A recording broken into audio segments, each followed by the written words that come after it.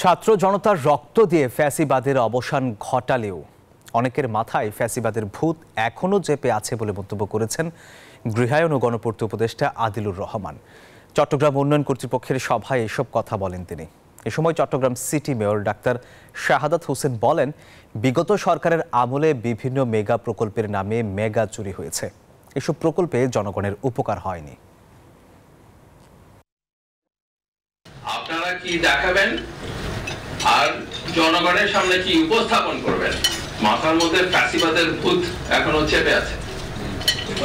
জনগণ যদি জিজ্ঞেস করে যে আপনারা এতদিন কি করলেন, কি উত্তর দিবেন? আসলে গত 15-16 বছরে যেটি হয়েছে, মেগা প্রজেক্ট, মেগা দুর্নীতি, এটা একদম এটার কারণে গিয়ে কোনো শহর পরিকল্পনা হয়নি, কোনো ধরনের নগর বীজ সেখানে ছিল না, এবং কিভাবে আমরা একটা প্রজেক্ট করে টাকা পকেটে ঢুকিয়ে ফেলবো এই চিন্তার মধ্যেই ছিল আর কি।